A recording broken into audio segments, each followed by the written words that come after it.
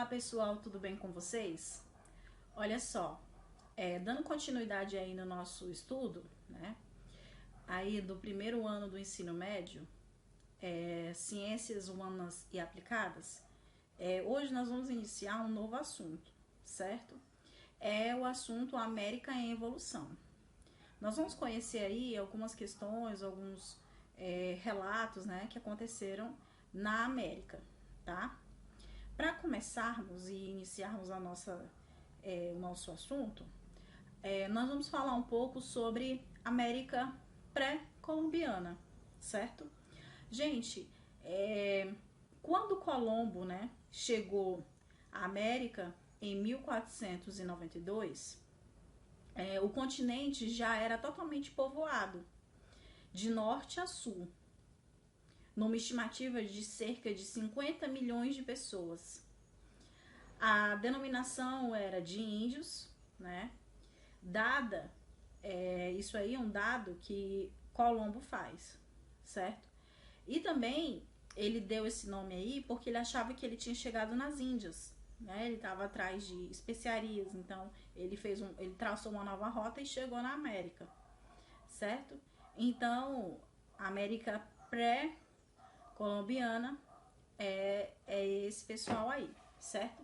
Mas para a gente entender melhor quais são os países que fizeram parte dessa América pré-colombiana, nós precisamos entender que essa região aí ela vai englobar os territórios do México, Guatemala, Belize, El Salvador, Honduras, tá?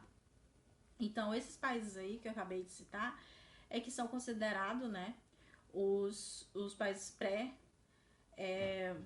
da América aí pré-colombiana, tá certo? Então, para a gente iniciar aqui, por que eu falei sobre isso? Porque a gente precisa entender, né? Agora, passando para o nosso exercício, lá na página 81, a primeira pergunta aí da página 81 fala sobre o território mexicano é muito variado no que diz respeito a relevo e altitudes, né? A gente está falando de um país que fez parte, né, da América pré-colombiana.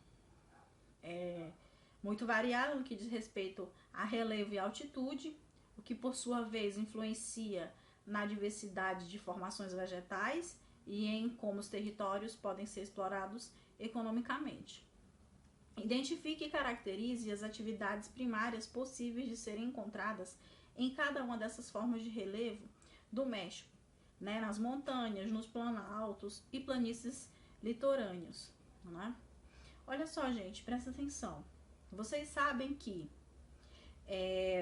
essa questão aí da atividade primária, a atividade primária ela tá ligada à agricultura, né, à pecuária, tá ligado a isso, certo? E isso faz parte da atividade econômica de um país, né? Toda atividade econômica do país é dividida em 3 áreas: a primária, a secundária e a terciária. Eu acho que a gente já até falou sobre isso. A primária a gente vê a agricultura, a pecuária. A secundária nós vamos ver a indústria, né? Esses produtos já industrializados. Na terciária nós vamos ver os serviços, né? Tudo que a gente compra de serviço na nossa casa, seja internet, telefonia, tudo isso faz parte do serviço. Eu também, quando eu saio da minha casa e vou ao comércio, isso também é serviço, tá? Quando eu vou a uma consulta médica, também é um serviço. Então, tudo isso daí vai englobar uma economia de um país, certo? E o México, ele tá falando aqui do México na atividade primária, certo? Olha só, presta atenção. Como o México, como vocês viram no enunciado, ele é variado no que diz respeito a altitudes, né? Significa o que? A altura, né? A sua formação vegetal, o seu relevo, né? Então a gente encontra o quê? Planalto, nós encontramos depressões, né? Nós encontramos aí montanhas.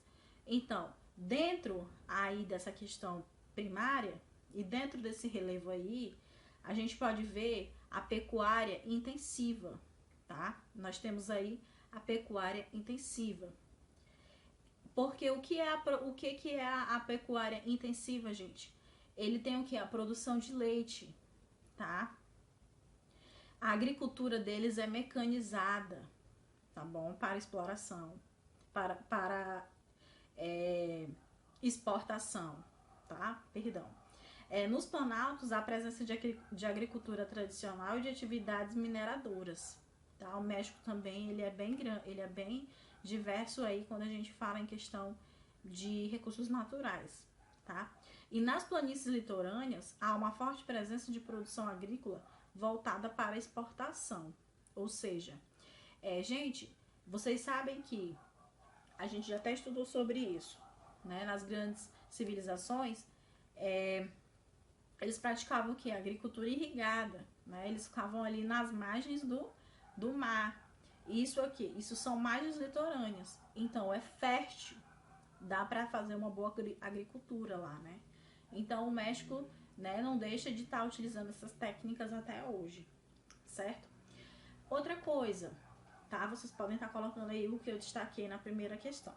Na questão Faça Você Mesmo, na mesma página, vem perguntando sobre a península de Iaucã, né? O Yucatán, né? Olha só, gente, nessa península aí, quem vivia, né, os antigos que tiveram aí foi o que? Os povos maias, tá? Eles que tiveram mais próximo aí, tá bom? Foi através da ocupação dos maias, tá bom? O que eles caracterizavam lá? A construção de pirâmide, outras construções bem impressionantes, né? Ruínas. Isso atrai muitos turistas, tá? Península significa que é uma ilha, né? Então, essa península aí, ela é bem atraída, tá bom? Por causa, né, dessas pirâmides, dessas ruínas, né? Com certeza deve ter pintura rupestre que detalha a época dos maias, né? Que é uma das civilizações mais antigas que nós temos, certo? Aqui, ó, nessa questão, faça você mesmo, certo? Aí, gente, olha só. Passando lá pra página... Aqui, ó, passar. A página 90... Pera aí. Deixa eu verificar aqui.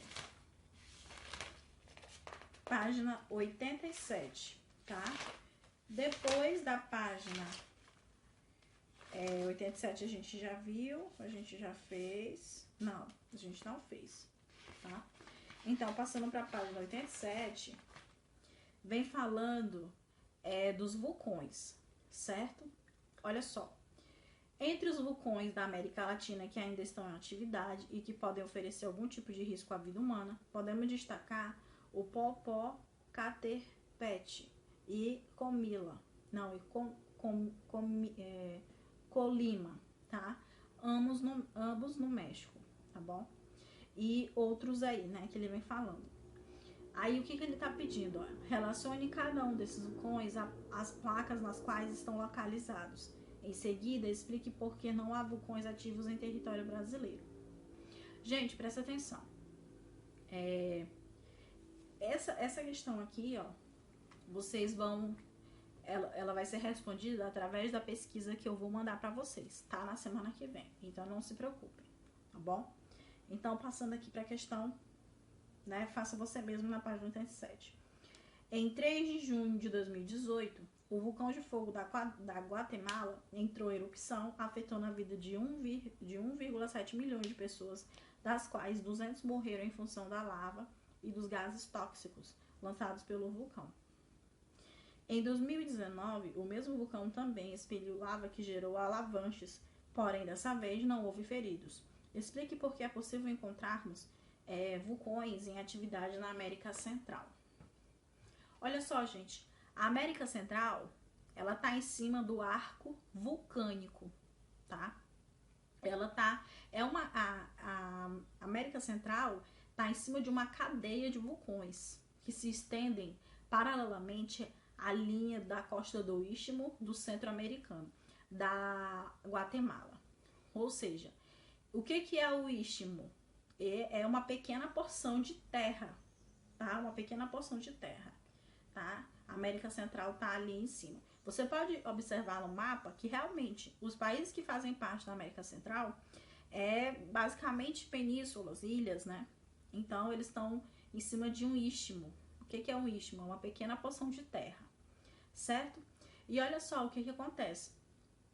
Quem são eles? Guatemala, El Salvador, Honduras, Nicarágua, Costa Rica, tá? E o norte do Panamá. E o México também tá lá, tá? Olha só, gente, presta atenção. Presta atenção. Esse istmo aí, ele é formado por uma zona de subducção, tá? Formado por uma zona de subdução ativa. Tá certo, gente? Aí vamos entender o que é uma zona de subdução ativa. Gente, subdução, tá? É uma subdução de placas tectônicas. Eu vou passar um trabalho para vocês na semana que vem, que vocês vão pesquisar o que é a teoria das placas tectônicas, certo? Então, veja bem, a subdução de placas tectônicas é o processo de afundamento de uma placa litosférica, uma placa de rocha, lito, a gente está falando de rocha, tá? Sob outra, num limite convergente, tá bom? E também gera o quê? Um afundamento, tá, dessa placa tectônica. Então, se eles estão em constante subdução de placa, então constantemente o magma, ele vai vir, né? Ele vai estar erodindo. Então, se tem um afastamento, uma subducção, o que tem embaixo das placas tectônicas? Magma. Então, aquela lava dos vulcões é o que? Magma, né? E é altas temperaturas. Então, o México, tá? Ele e a América Central, praticamente toda, tá em cima dessa subdução de placas tectônicas. Por isso que eles têm vulcões ativos. Tá? E a América Central toda tem vulcão ativo. Olha só, bem próximo da gente, né? Continuando aqui, tá? Passando aqui pro próximo exercício, certo? O próximo exercício é lá na página 94, certo? Olha só, deixa eu colocar lá na página 94 pra gente responder. Aqui, ó. Página 94. Na página 94, ele vem fazendo a seguinte pergunta. As ocorrências do fenômeno El Niño no período dos anos de 1972, 1973, de 1982 a 1998 de 2015 são consideradas as mais severas, uma vez que apresentaram as mais elevadas temperaturas já registradas. A consequência do El Niño podem ser devastadoras tanto para a vida humana quanto para diversas atividades econômicas. Analise como o El Niño pode afetar a economia do país. Gente, primeiro nós precisamos entender o que é o El Niño, tá? O El Niño é um fenômeno climático, certo? Mas dentro do El Niño nós temos duas aí subdivisões. Nós temos o Laninha e temos o El Niño, tá? Vamos entender primeiramente o que é o El Niño. Gente, o El Niño é um fenômeno atmosférico, tá? Oceânico, veja bem, oceânico, caracterizado por um aquecimento anormal das águas superficiais no Oceano Pacífico tropical, tá? Aonde altera o clima regional e global, mudando os padrões de vento a nível mundial, assim afetando os regimes de chuva em regiões tropicais e de latitudes médias. Então, significa o quê? Se tem latitude pequena, nós vamos ter o quê? Muito calor, né? Porque a gente está próximo ali do Equador. No Equador a gente zera, né? Lembra que a gente zera?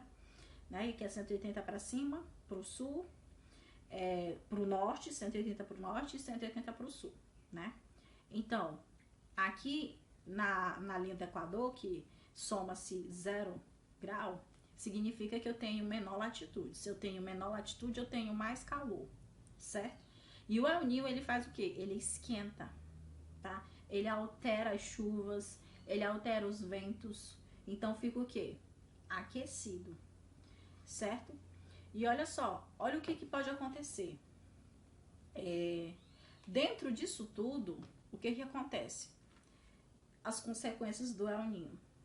Altera a vida marinha na costa, tá?